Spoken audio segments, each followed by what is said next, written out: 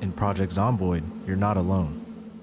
You start off towards the end of the initial infection, getting supplies and a general look at your surroundings. You'll kill some undead and naturally repeat this process until you come to a realization. You haven't come across any other living person. Are you alone in this world? Are you the only living person left? Are you the last survivor of the Nox event? I'm here to tell you that's not true. There's Bob right there. And, yeah, never mind. Despite what just happened, it's still not true. There are other survivors within the world, and they can only be interacted with through various things within the game. One of those is news stations. The news stations paint the image of the outbreak and how those in and out of the exclusion zone reacted. Most of the stations report news of the infection, but there are also first-hand broadcasts from survivors detailing their lives after said events. Many of them ending in their demise, but some ending abruptly, which makes me believe they were forced away and are probably surviving just beyond our vision. Another is the metagame. These are events happening with survivors and zombies that eventually lead to us. One of these events is the helicopter event, which features a helicopter following the player around, leading hordes of zombies to them.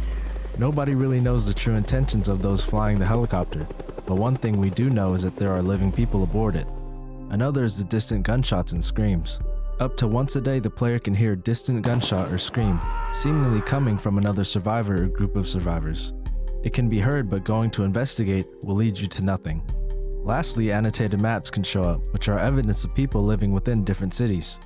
They show places of interest featuring loot or locations of hordes, and overall tell a story about how they lived. Another instance of survivor activity is survivor homes, where the main appeal is rare and abundant loot. But these homes are evidence that people have lived there and either left to a new location or perished with the current one. Vehicle and zone stories also give us some details about the relative chaos that ensued during it all. The automated emergency broadcast frequency continues to broadcast indefinitely, which I believe means that it's continuing to be maintained and powered by survivors. And listening in to random bits of dialogue in between the reports make me believe that it's military. Here are some of them.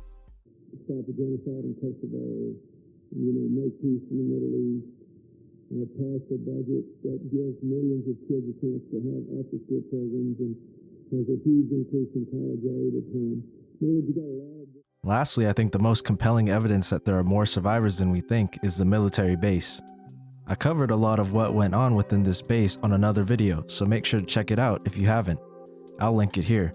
But the gist is that there are elevators here that are able to go down, presumably to a bunker where military and scientists escape to, thinking of when their most opportune time is to return, but who really knows what awaits down there.